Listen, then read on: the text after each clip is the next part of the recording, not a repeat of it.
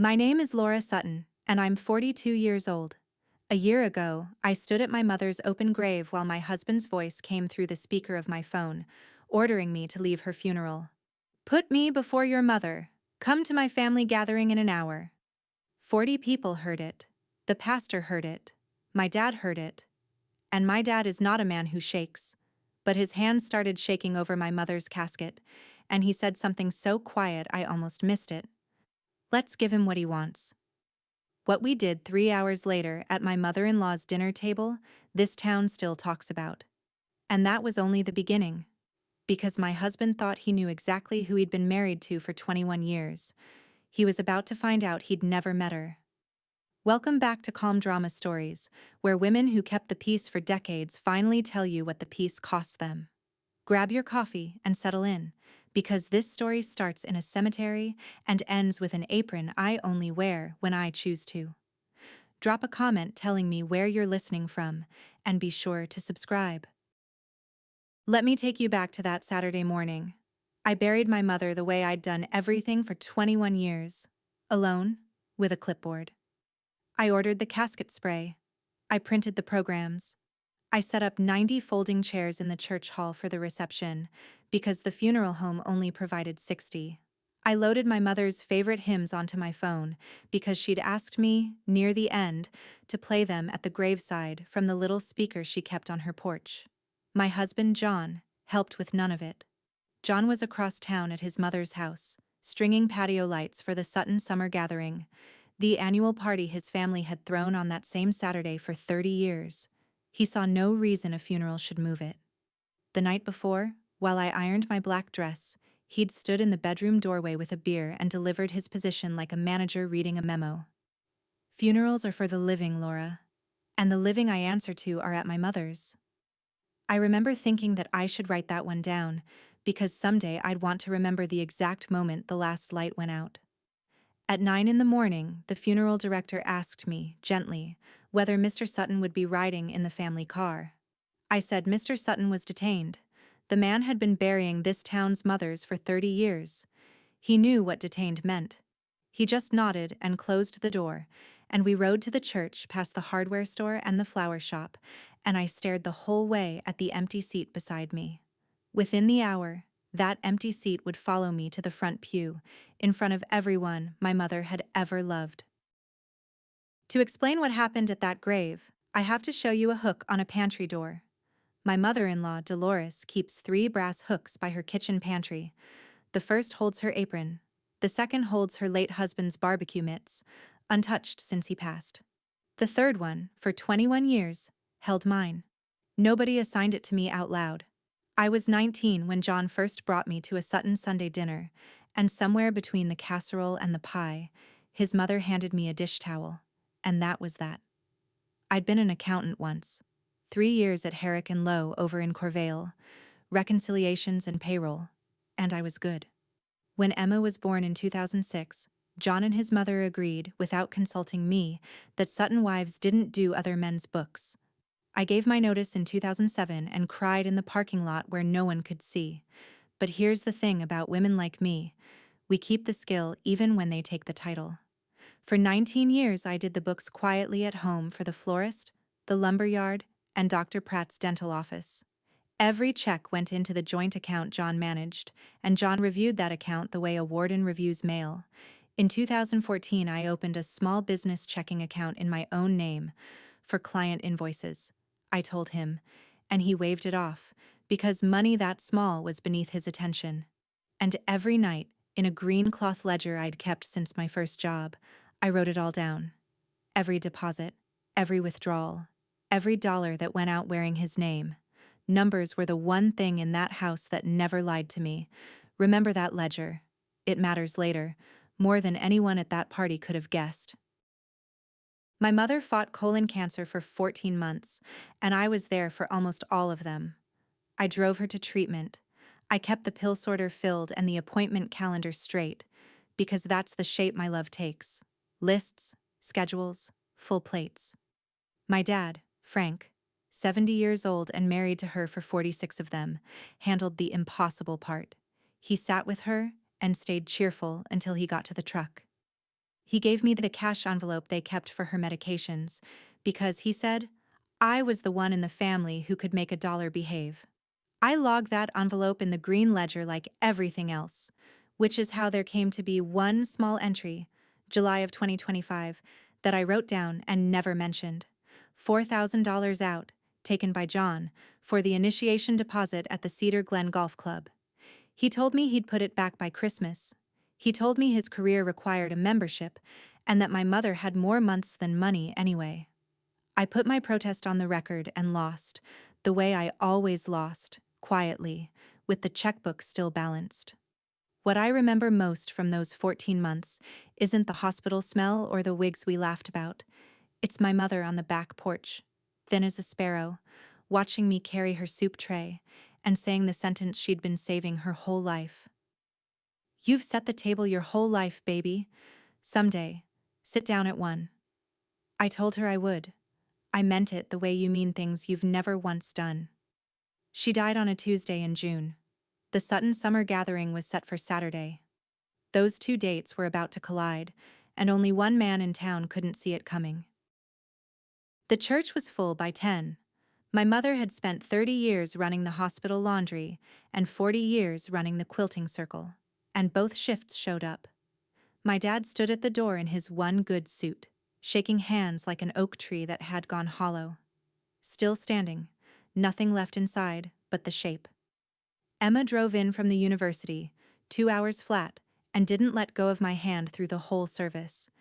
She's 20, my girl, studying to be a teacher, and she kept scanning the doors for her father with an expression I recognized and hated: bookkeeping. She was keeping his account. In the third pew sat Carol Weber, wife of Gordon Weber, who owns Weber Mechanical, the company where my husband had spent 11 years climbing toward the general manager job. Carol had quilted beside my mother every Thursday for a decade. Remember her, too. Near the back, a silver-haired man I hadn't seen in 19 years quietly carried in extra folding chairs when the ushers ran short. James Holt. We'd worked audits together at Herrick and Lowe, back when I was Laura Putnam. His mother was quilting circle. He caught my eye, nodded once, the way you do at funerals, and that was all. My phone buzzed during the second hymn. A text from John, running behind, traffic. During the eulogy, it buzzed again. Wrap it up by 2. Gatherings at 4. I stood up after that and spoke about my mother's hands, and my voice held until the very last line, and I watched half the church break with me. Then we drove to the cemetery, 40 of us, under a sky so blue it felt hired for the occasion. And in my purse, my phone sat like a small black landmine. Graveside was the small crowd, the real one. 40 people who had known my mother by her first name. My dad and I stood at the head of the grave, Emma between us, and I did the last thing on my mother's list. She'd asked for her hymns at the lowering. Not an organ, she'd said, just the porch speaker, like a Sunday morning at home. So I set her little speaker on the folding table by the flowers, paired my phone to it the way I'd done 100 times on that porch, and pressed play. In the garden, rose up over the grass, tinny and sweet, and completely her. People closed their eyes. My dad's chin came up, the way it does when he's holding a load. The pastor said the words about dust, and 2 men in work gloves began to lower my mother into the ground, and the roses went down one at a time, each with somebody's whole face behind it. Emma dropped hers and whispered something I'll keep private. I was reaching for my own rose when the music cut out. For half a second, there was pure silence.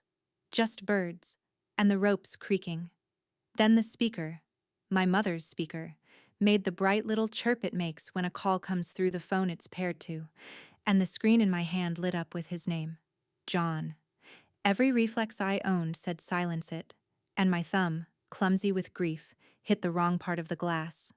I answered him, on my mother's porch speaker, at the edge of my mother's open grave, turned up loud enough to reach the back row of mourners. My husband cleared his throat. Where are you? His voice rolled out over the grave like a truck driving through a chapel. Loud, irritated, echoing slightly off the headstones. I told you the gathering starts at 4. The Webers are coming. I need my wife here. not standing around a cemetery all afternoon. I couldn't move. 40 faces turned toward the little speaker among the funeral roses, and my husband's voice kept coming. Each word laid down clean and public, like coins on a counter. For once in your life, put me before your mother. Come to my family gathering in an hour. The ropes had stopped creaking. The men in work gloves stood frozen, holding my mother halfway into the earth. I heard a shovel shift in the dirt pile. I heard someone's breath catch. I think it was the pastor. Carol Weber turned her face away, and her shoulders were rigid, and I understood with a strange floating clarity that she would remember this sound for the rest of her life, and so would every other person standing on that grass. My mother had been in the hospital laundry 30 years. She used to say, "You can tell everything about a man by what he does when he thinks no one important is watching." John thought no one important was listening. He was on speaker in front of everyone who had ever loved me. I looked down at the phone in my hand. I did not scream, and I did not explain, because there is a kind of tired that arrives past anger, and it is very, very calm. "I heard you, John," I said, and I ended the call, and the hymn came back on, soft and oblivious, right in the middle of the verse about walking and talking in the garden. Nobody moved. And then I saw my father's hands. And that is when this story truly begins. My father is a retired machinist. 41 years at the same shop, micrometers and lathes, a man who measures twice and speaks once. I had seen him angry maybe 3 times in my life, and every time it looked like this. Total stillness, except the hands. His hands were shaking like a man holding a live wire. He looked into the grave, at the casket holding the woman he'd loved since 1980. And he was quiet so long that the pastor started to say something merciful. Then my dad lifted his head and looked at me, and his voice came out level and even and terribly gentle. "Let's give him what he wants." The pastor blinked. Emma said, "Grandpa?" Furious tears still on her face. I said, "Dad?" He took the phone out of my hand, careful with it, like it was a part off a machine that had failed inspection, and he handed it to Emma. "He wants his wife at that party," my dad said. "Then that's what he'll get." Exactly that. One more time. He straightened his suit jacket, nodded once to the pastor, and picked up the rose I had dropped. He laid it on my mother's casket himself. Then he said the strangest thing anyone has ever said to me at a funeral. "Trust me, Lori, and wear the apron." I stood there between my mother's grave and my father's shaking hands, and I felt something shift in my chest. A lock, or a gear. Something that had been stuck for 21 years, moving one tooth over. 40 people watched us walk to the car. None of them knew what my father was planning. To be honest, neither did I. But I got in, and I gave him the only answer I had left. "Okay." We buried my mother first. All of it. The last hymn, the handshakes, the casseroles loaded into trunks at the church hall. John's 1-hour deadline came and went while I hugged 40 people goodbye, and I did not hurry. It was past 4 when we finally drove the 20 minutes to Dolores's house in our funeral clothes, all 3 of us, my dad at the wheel of his Buick with his jaw set like a sundae. Emma leaned forward from the back seat. "Grandpa, if you're about to fight him..." "Nobody's fighting anybody," my dad said. "Your grandmother didn't raise brawlers." He glanced at me sideways, and there it was. Faint but alive. The dry little spark my mother married him for. "Lori, 21 years, that man's treated you like staff. Today he ordered the staff to report to the party." He let that sit. "So we're not going to fight him, sweetheart. We're going to resign." I looked out the window at the town going by, the pharmacy, the ball field, the church where I'd been married at 21. And I understood the whole shape of it at once, and my heart started pounding in a way that had nothing to do with fear. He was offering me the door. But how I walked through it, that part belonged to me. And I already knew. No screaming, no scene he could retell later as proof I was hysterical. John wanted a wife who serves. He would get a full shift, executed to the letter, flawless to the last fork. And then he would learn what every employer learns eventually. The ones who never complain are the ones who are already gone. One condition, I said. Nobody says a word in there unless I do.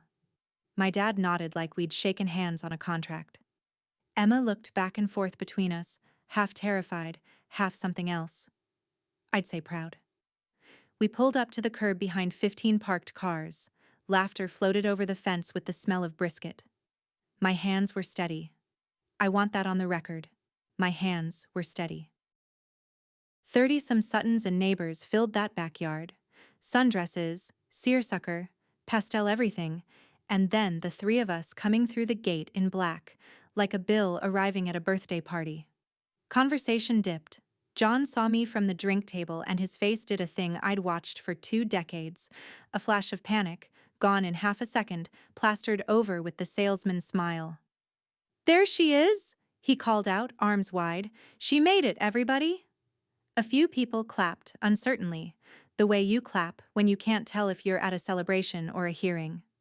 Dolores appeared on the porch steps in her hostess apron, took in my funeral dress, my father, my daughter, and did not blink. 71 years old, and not one blink. "Well," she said, "you're late, dear. The trays won't carry themselves." And there it was. The whole marriage, the whole family, in one sentence, served at room temperature. I walked past her into that kitchen I knew better than my own, and I took my apron off the third hook, and I tied it over my funeral dress. Last time, I told the hook. Then I worked. Deviled eggs out to the long table. Brisket sliced and fanned on the good platter. Iced tea refilled. Lemon wedge, no seeds. I moved through that party in dead silence, precise as payroll. My black dress underneath the gingham like a signature under a contract, and I never once smiled. My dad and Emma did exactly what we'd agreed. They sat. 2 chairs, dead center, guests of honor at their own occupation, hands folded, touching nothing, watching me serve. It took the yard about 20 minutes to feel it. Laughter kept starting and dying, and John began to sweat. By the time I brought out the peach cobbler, the party had gone quiet enough to hear the ice melt. 30 people pretending to chat, every eye tracking the woman in funeral black moving through them with dessert plates, flawless and silent as a hearse. Dolores held court at the head of the long table, working hard at normal. John stood behind her chair with a beer he wasn't drinking, watching me the way you watch weather. I served the last plate. I set the coffee down by Dolores's cup, cream on the left, the way she'd trained me in 2005. And then, in front of the entire Sutton family, I reached back and untied the apron. I folded it once, twice, into a neat gingham square, and I laid it on the table in front of my mother-in-law like a delivered parcel. "Laura," she said, low, a warning. I didn't answer her. I was already working the wedding ring off my finger. 21 years, it left a groove like a lathe mark. And I placed it in the middle of the empty silver serving tray, where it rang once, small and bright, against the crumbs of my last shift. I slid the tray down the table to my husband. The whole yard heard it scrape. John stared at the ring, then at me, and his mouth opened. And what came out was pure instinct. The truest thing he ever said. "You don't get to quit on this family." I looked at him. The drink table. The lights he'd strung while I printed funeral programs. The mother watching me with her spine straight as rebar. And I felt 21 years close behind me like water over a stone. "You can't fire me, John. I don't work here anymore." Then I walked. My dad rose, and this is the part the town still tells. He pushed his chair in neatly, machinist to the end. Emma grabbed my purse. The gate clicked shut behind us, soft as a decimal point. By the time we reached the car, my phone had started to buzz, and it did not stop for 3 days. I moved into my old bedroom at my dad's house that night with one suitcase and my mother's porch speaker. If you think the hard part was over, you've never left a man who owns all the keys. It took John exactly 2 days to remind me who'd been holding the money. Monday afternoon, at the pharmacy counter, picking up my blood pressure refill, my debit card declined.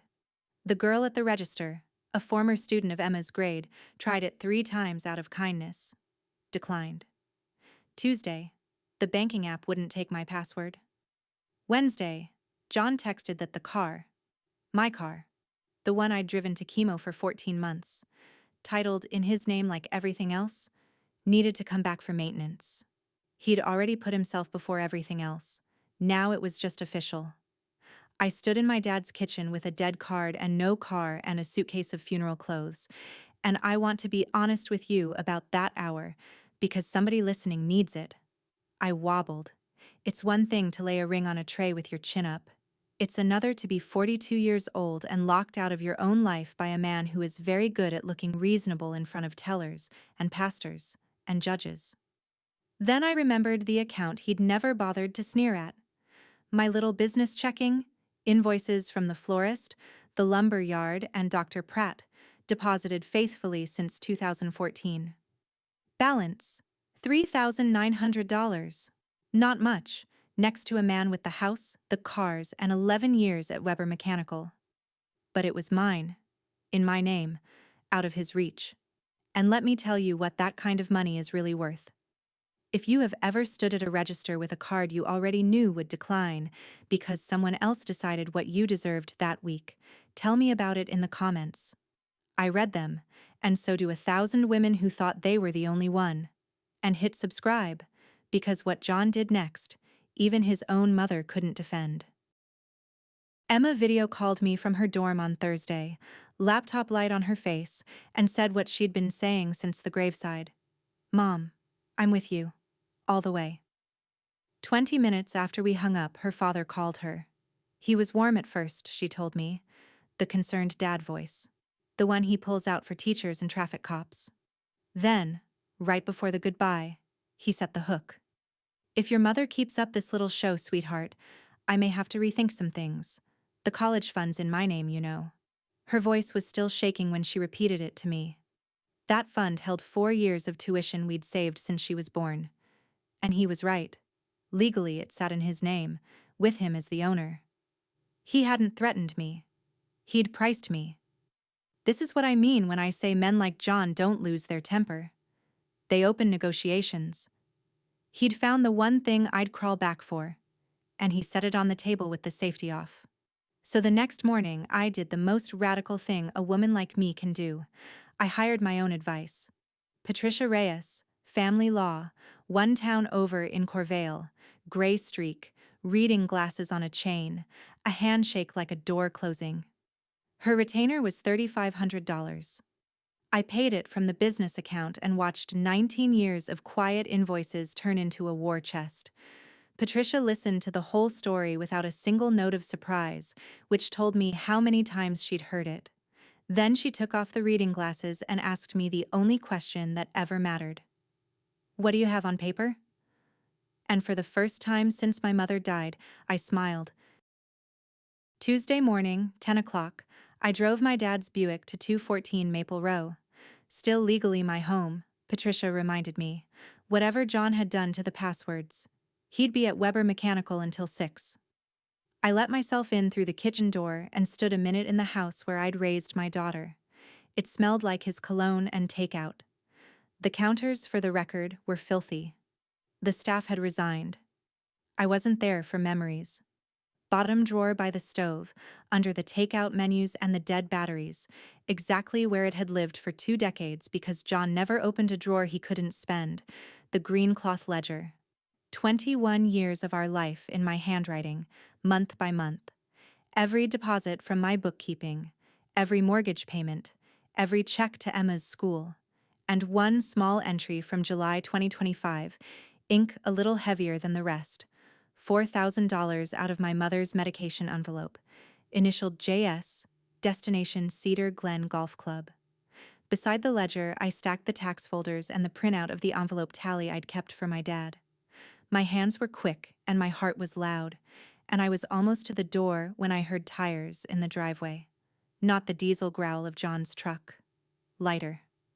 I looked through the curtain and my stomach dropped an inch anyway. Dolores's sedan, nose in behind the Buick, blocking me neat as a chess move. My mother-in-law has had a key to this house since the week we closed on it. She'd insisted, and John had handed it over without asking me. I heard it turn in the front lock. I had the ledger in a grocery bag, 1 exit, and 30 seconds. so I did what I do best under pressure. I put the kettle on. Dolores stopped in the kitchen doorway and took inventory. Me, the kettle, the grocery bag on the counter with the green spine showing. She's a smart woman.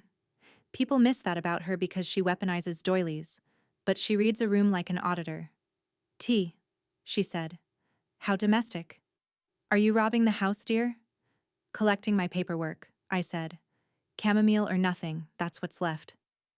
We stood on opposite sides of that kitchen island, like two countries with a long border, and she studied me. He won't forgive you, she said. The party. The little performance with the tray. Sutton men don't forgive public things. I know, I said. I'm not asking. Something moved behind her eyes then. I'd call it respect if the word didn't embarrass us both. She looked at the ledger's spine, and I braced. Instead, she said, quiet and flat, like a fact of weather. Every marriage runs on someone's back, dear. Mine ran on mine. Yours ran on yours. That's not cruelty. That's how a house stays standing. Then, even quieter, almost to the window. The day I buried my father, I had a roast on Harold's table by 6 o'clock. Nobody asked me either. The kettle clicked off. Neither of us moved to pour. For one strange moment I saw her clearly. 23 years old in 1978, apron on, grief folded and put away, standing at a stove because the alternative had never once been offered. The same chain, one link older. Then the moat shut like a screen door. Take your book and go, she said. I took it, and here is the piece I didn't learn until much later. She never told John I'd been there. I've stopped trying to decide what that was. Mercy has a quiet cousin, and its name is recognition. Here's something they don't teach you about small towns. News doesn't travel by phone here, it travels by casserole. By the second week, everyone in Millbrook had heard the graveside call, and I mean heard it, in detail, down to the echo. 40 mourners is 40 broadcasting stations. The checkout line at the market went quiet and kind when I walked up. At the ball field, two mothers I barely knew touched my shoulder like a church blessing. Ed at the barber shop, who has cut my dad's hair since Carter was president, reportedly refused to take John's usual booking on account of being suddenly very busy forever. I want to be clear about what I was doing during all this, because it matters to how the story ends. Nothing. I gave no interviews at the bake sale. I corrected no details in the church parking lot. Patricia had advised silence, and silence suited me. But the truth is, I didn't need to say a word.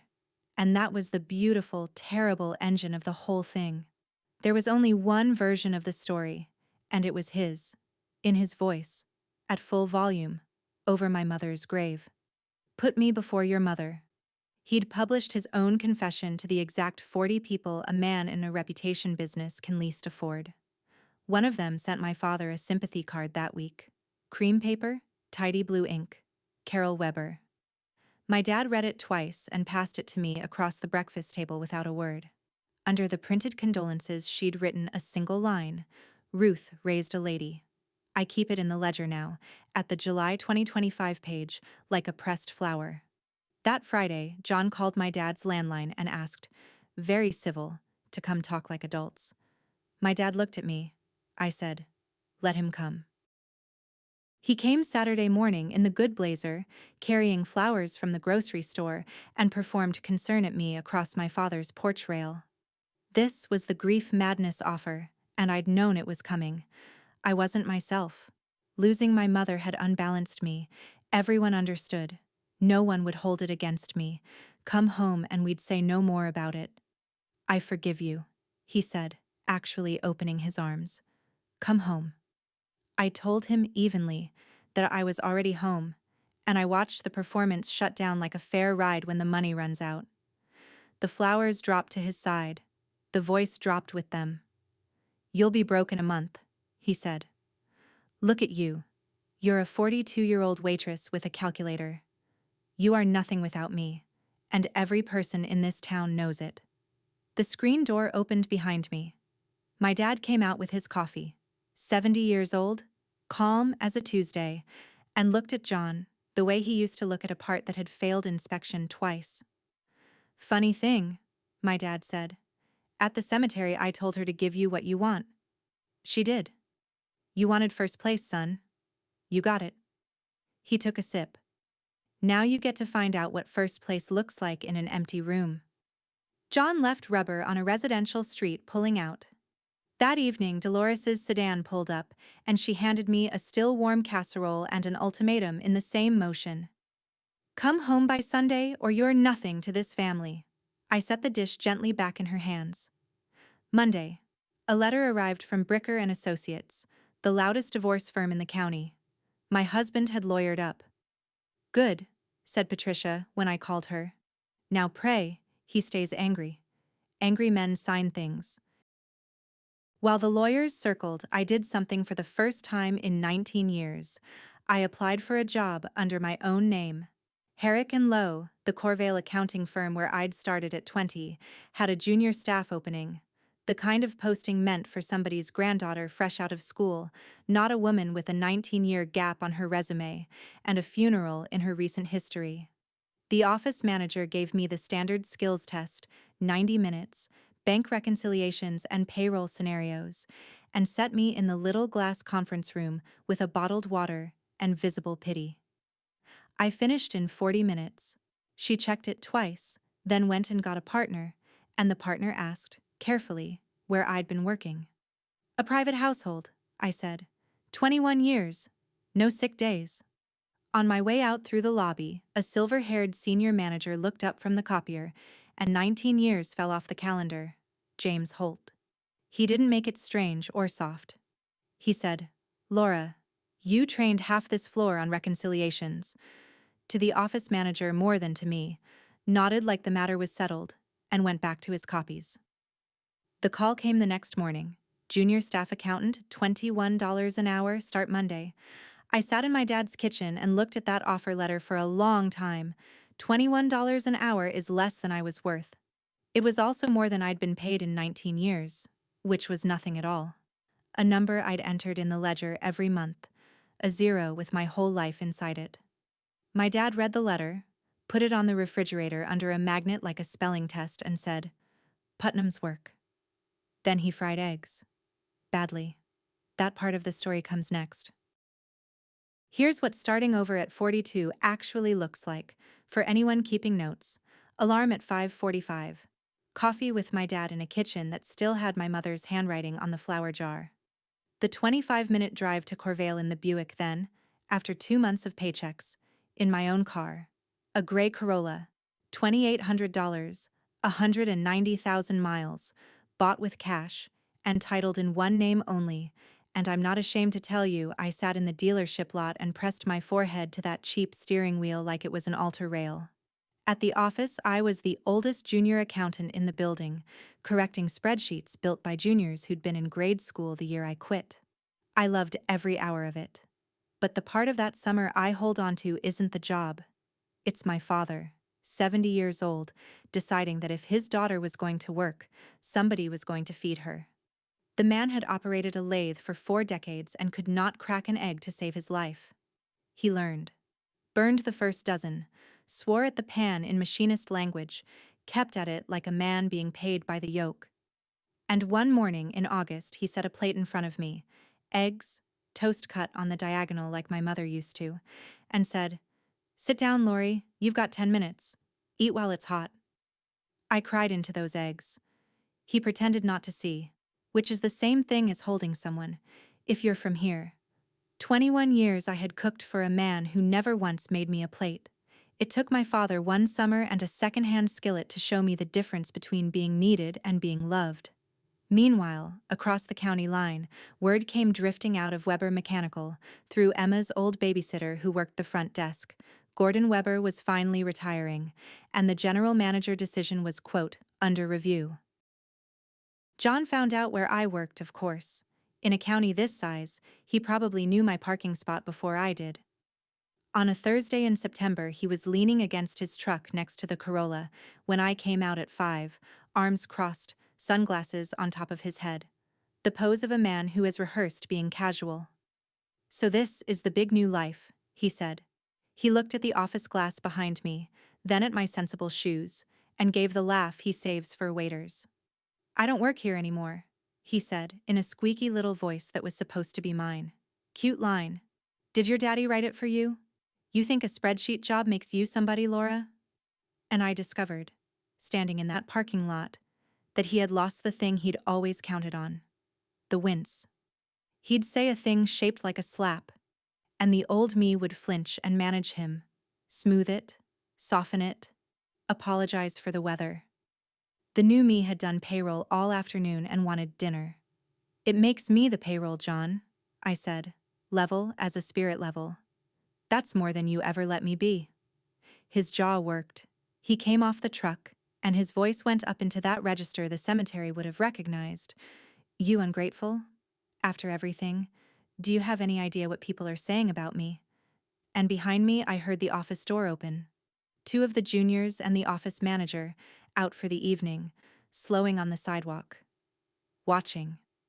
John saw them, and I watched my husband see himself. A big man shouting at a woman by a used Corolla, in public, in daylight, 6 weeks before the Weber family would choose its next general manager. He got in the truck and left without another word. Friday, the mediation notice arrived. Thursday next, 9 in the morning, both parties and counsel. Patricia called me that night with one instruction. Bring the book.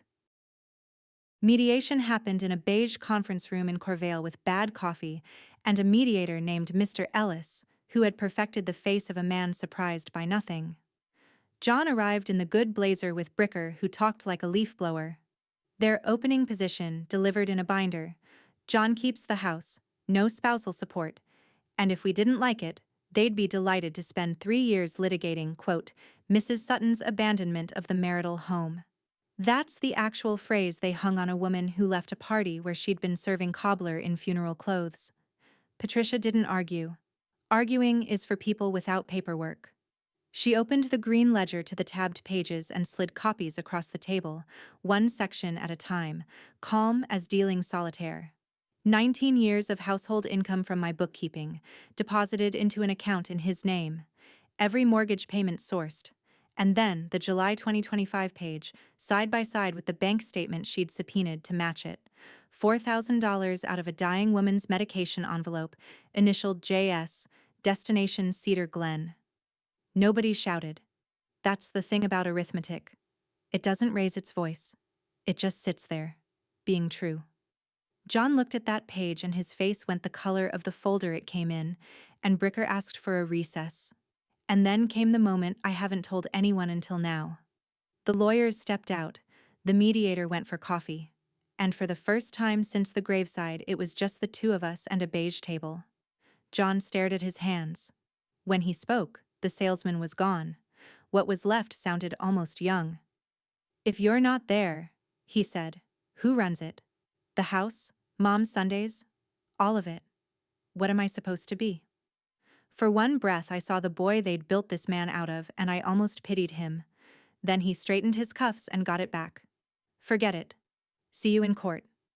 Patricia drove me home. At the light, she said, he'll bleed you slowly now. Unless he suddenly needs something from you. She tapped the wheel. Pray he needs something.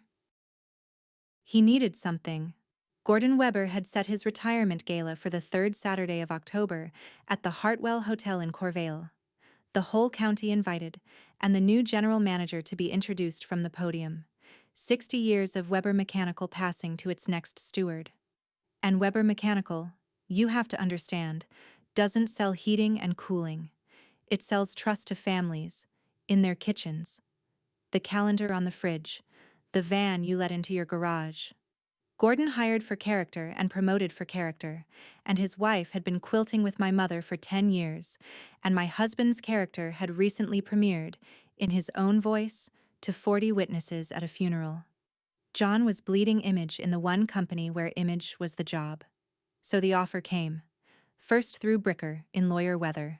My client proposes a comprehensive settlement contingent upon Mrs. Sutton's participation in certain family and professional obligations through October. Patricia read it twice and said a word I won't repeat. Then, near midnight, my phone lit up. John. Not the cemetery voice. The other one. The one from 23 years ago at the county fair. Soft and reasonable and warm as a heat lamp. One night, Laura. The gala. Come as my wife. Smile, wear the blue dress, stand next to me for 3 hours. And Monday morning, I sign everything. House sold, we split it clean. Emma's fun locked up safe for her. All of it done by Christmas. One night. And you're free. I sat on the edge of my childhood bed, listening to my husband negotiate for my presence the way he'd negotiate for a fleet discount. And the strangest calm settled over me, because at last the whole marriage stood in the light where I could see its actual shape. It had never been a marriage. It was an appearance contract, and my wages were the apron, and here was the renewal notice, dressed as a favor. I'll think about it, I said, and hung up, and stared at the ceiling until dawn. Because here is the truth. It was a good deal. That's exactly what made it dangerous. I want you to understand that every sensible voice in my life told me to take it. Patricia, first, because that's her job. If he contests this thing wall to wall, you're looking at $30,000 in fees, a year of your life, minimum, and no guarantees. 3 hours in a ballroom buys it all back. I've watched women trade more for less. My dad, second, and this one cost him. He stood drying dishes a long time and finally said, "Your mother wouldn't want you bleeding money for pride." A pause. Would she? And the question mark told me he didn't believe his own sentence, but 70 years of practicality made him say it. Then Emma, Sunday night, her voice small over the phone in a way it hadn't been since she was 8. "Mom, it's one night. I've done the math on what that house is worth. I can't be the reason. I can't ask you to lose the house over one night." My girl, bookkeeping again, this time with herself in the debit column. I told her the fund and the house were my worry and her only job was midterms, and after we hung up, I sat in the dark completely and utterly alone with it, which, I understand now, is where every real decision is made. Because they were all correct. That's what nobody tells you about moments like this. The wrong choice arrives with excellent references. It was one night. It was 3 hours. One dress. One smile I'd manufactured 10,000 times before, cheap at the price. Late that night, I opened the closet to hang my work blouse, and there it was, waiting behind the funeral dress. Navy blue, knee-length, the tags already off. I'd bought it 2 weeks earlier, the day after his midnight call. Some part of me, the part raised at a stove, the part that kept everyone fed and everything smooth, had already said yes. And that, more than John, more than Dolores, more than any Sutton living or dead, is the enemy I'd been fighting my whole life. The night before the gala, I sat at my dad's kitchen table with 3 objects in front of me, like a woman laying out evidence for a jury of one: the green ledger, my mother's apron, off its kitchen hook since June and never yet unfolded, and Carol Weber's cream-colored card. I opened the ledger to the first page. September 2005. My handwriting at 21, careful round loops, so eager to get our brand new life exactly right. Groceries, rent, a line item that stopped me. Gift, Dolores, serving tray, and the price. Because even then, even in the honeymoon, I was already accounting for that family's silver. 21 years of pages between that girl and me. She thought the ledger was a love letter, that keeping everything balanced was the same as keeping everyone safe. Every page after her proved something different, and I had never once let myself read the proof. My mother's voice came to me then, the way it does. Not mystical, just remembered. Porch warm. "You've set the table your whole life, baby. Someday, sit down at one." And sitting there, I finally did the one piece of math nobody had asked me for. The house was worth a number. The legal war was worth a number. But its one night had been the price of admission my entire life. One night, it's just Sunday dinner. One night, it's just the gathering, the fundraiser, the client barbecue.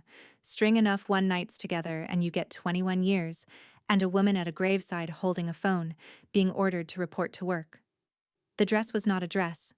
It was the apron with a zipper. Here's where I'm supposed to tell you I burned it in the yard. The truth is stranger. The gala started at 7.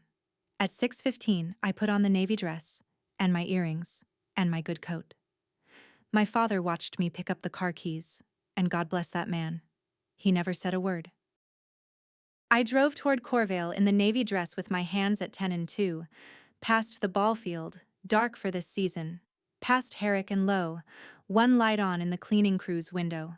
The Hartwell came up on the right, glowing like a struck match, gold light in every window, valets jogging, the Weber mechanical logo projected 2 stories tall on the ballroom wall. And through the tall glass of the lobby, I saw him. John, in the tuxedo I'd picked up from the cleaners 100 times, standing alone by the fountain, checking his watch, adjusting his tie, arranging his face into the smile, scanning the drive for headlights. For me, the staff, reporting for the last shift of her life. I want to be honest, because you've come this far with me. I slowed down. 21 years of muscle memory reached for that turn signal like a hand reaching for a hot pan it's been trained not to feel. And for 2 full seconds, the entire settlement, the house, the fees, the clean, easy Christmas, sat in the passenger seat asking to be chosen. Then I drove past. Simple as that, and hard as that. Past the valets, past the gold light, past the man rehearsing his marriage in a hotel lobby, and the road went dark and quiet again, and my heart was going like a hammer, and I laughed. Alone in a $2,800 Corolla in my good earrings, I laughed like a woman let out of a building. At the next red light, I picked up my phone and typed the message I'd been drafting, without knowing it, since the third brass hook in 2005. No, I'm done being proof that you're a good man. L. I hit send, set the phone face down on the seat, and drove back to Millbrook, to the cemetery, while it began to buzz, and buzz, and buzz. The cemetery gate stays open until 9, and the groundskeeper, who'd known my mother, had stopped pretending not to recognize my car. I parked on the gravel loop near her row and called Patricia, who, because I had asked her that afternoon to stay near her phone, answered on the second ring. "I'm not at the gala," I said. "I know," she said. "It's 7:40 and my phone hasn't exploded. Talk to me." "Draft it tonight," I said. "He keeps the house. All the equity. I'm done fighting for it. In exchange, Emma's college fund gets locked for Emma, ironclad in the agreement. My retirement account stays mine. My name back. Putnam. And his signature inside 2 weeks. Dissolution, no trial. Send it to Bricker in the morning." The line went quiet while she did the math she's paid to do.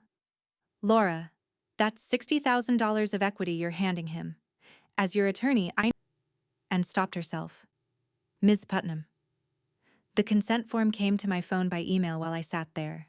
I signed it with my finger, by dome light, 12 feet from my mother, the world's smallest, most expensive signature. Then I got out, and stood at her grave in my navy dress in the October cold, and told her the news out loud, because some conversations don't work silently. "I finally quit, Mama." The wind moved the oak. At 9:40, back in the car, my phone lit up with a text from Emma. All capitals. "Mom, are you seeing this?" I was not at the gala. Everything I know arrived the way all Millbrook news arrives. Emma's roommate's cousin was waitressing the Hartwell that night, and by Monday the town had assembled the evening like a quilt, every square signed. Here is what they saw. John, alone at the company table, the empty chair beside him wearing its little gold bow. John checking the lobby between courses. John on his third drink when the lights came down, and Gordon Weber, 66 years old, thanked the county for 60 years of trust and introduced the next general manager of Weber Mechanical. Ray Delgado, 15 years in the field, coached half the town's little league, married to a nurse.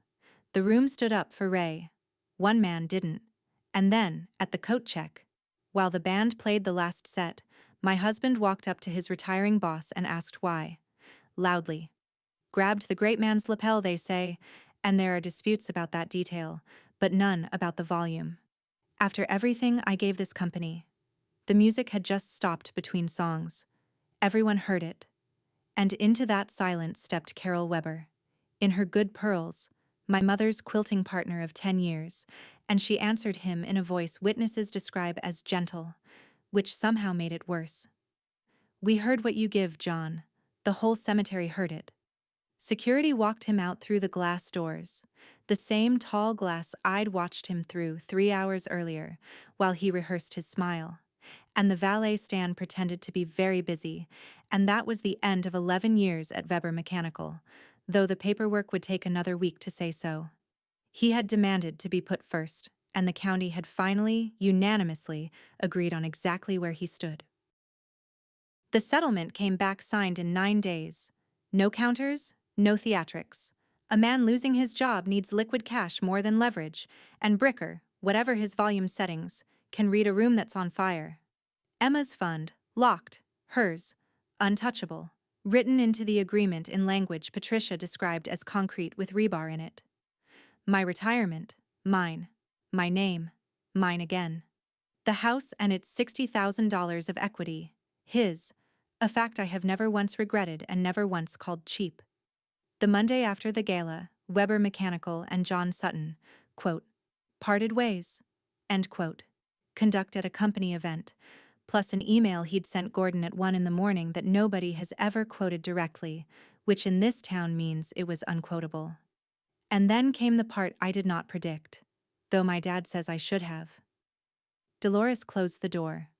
Her son had made the family ridiculous in front of the Webers, the pastor, the county, and Dolores can forgive cruelty a lot faster than she can forgive spectacle.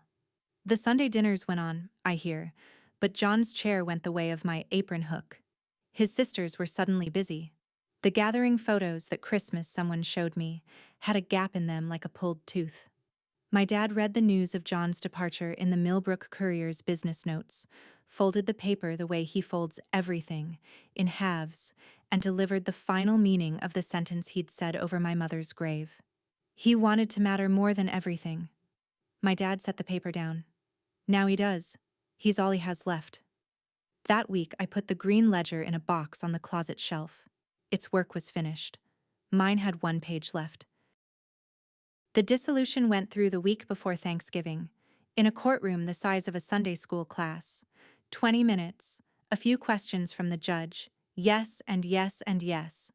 John came in a suit that fit a man 10 pounds ago and looked, for the first time since the county fair 23 years back, small.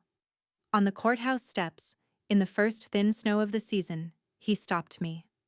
No audience left to perform for. Just us, which by then was the only version of him I could stand. "You've ruined me," he said. "You know that." Not shouting, almost asking. I looked at him and searched. Honestly searched, for the anger I'd been assured I would feel at this moment and found something quieter and much older. "No, John," I said. "I just stopped catering it." And I went down the steps to where my daughter was waiting with the Corolla's heater running. I signed the last page that day as Laura Putnam, and my signature came out in careful round loops, the handwriting of a 21-year-old girl who'd been waiting inside the ledger all this time. Here is what I'll say about the drive home, because you've earned the whole truth. I grieved. You can grieve a marriage and still never want it back. Both things are true at once, and nobody warns you. 21 years is 21 years. I let it be sad the whole 9 miles. Then my dad met us at the door and the porch light was on, and the kitchen smelled like burned eggs, and I was done being sad. 1 June later, a year, almost to the day, after I buried my mother, here is where you'd find me on a Sunday. A rented duplex on Birch Street with a kitchen window that gets the afternoon light. A promotion. Staff accountant now, with my own small stack of clients who bring me shoeboxes of receipts like offerings, and a table. My table. Sunday dinner at my house runs on one law, posted nowhere and enforced always. Everybody carries their own plate. My dad brings a loaf of bread he baked himself. The 4th attempt was the first edible one, and he'd want you to know the count. Emma, home for the summer after her 2nd year, brings a salad and her grandmother's laugh. Nobody wears an apron unless they feel like baking, and my mother's hangs by the window, faded gingham in the good light. And some Saturdays I tie it on and make her apple pie, Because an apron you choose is just soft armor for people who love butter. Last month, my dad showed up with a kitchen chair in the truck bed, my mother's chair, from the old house, the one at the head of their table. He set it at the head of mine and said, "Your mother saved you a seat." Across town, I hear, Dolores's Sundays go on. Same silver, same hooks, and a nephew's young bride now learning which one is hers. The chain didn't break everywhere. It just doesn't run through me anymore, and it will never run through Emma, who, when anyone demands too much of anyone at my table, grins and hands down the family ruling, "We don't work here anymore." And James, because some of you have been wondering, and my Emma teases me that I blush at break room coffee. It was months of exactly that. Coffee by the copier, spreadsheets, his terrible puns about depreciation. Then, eventually, coffee on a Saturday, at the diner on the square, both of us early. He's a widower. He knows what it costs to sit down across from someone new. I'll tell you the moment I knew he was different, and it wasn't flowers. He asked me where I wanted to eat. A small, nothing question. And when I started to say whatever's easiest, the way I'd said it for 21 years, he just smiled and let the silence sit there, patient as a porch. He asked what I wanted. Then he did something nobody had done in decades. He waited for the answer. I'm in no hurry, and neither is he. I was a whole woman before that man ever bought me a coffee, and he'd be the first to tell you so. That's the only kind of love I take now, the kind that waits. I still go out to the cemetery on Sundays before dinner, with roses from my own little yard now, and I sit on the grass by the pale headstone and give my mother the week's news like I used to on her porch. This June, 1 year out, I finally gave her the only report she ever actually wanted from me. I put someone first, Mama. Me. The oak moved. The town hummed somewhere behind me, casseroles in transit. And the table's full anyway. Dad, Emma, pie, when I feel like it. I sat down, Mama. You'd like the chair. On the way out, I passed the groundskeeper, who tipped his cap, and I drove home with the windows down to a house where nobody was waiting to be served, and everybody was waiting for me. If there's one thing I'd carve over every kitchen door in this country, it's this. If love only counts when you're carrying the tray, it was never love. It was labor, and you are allowed to resign. That's my story. One phone call on a speaker. One quiet sentence from my father. And an apron I only wear when I choose to. If someone you love has spent years serving a table she's never been invited to sit at, share this story with her today. Drop a comment and tell me what you would have done at that graveside. I read everyone. Hit subscribe if you haven't yet, and I'll see you in the next one.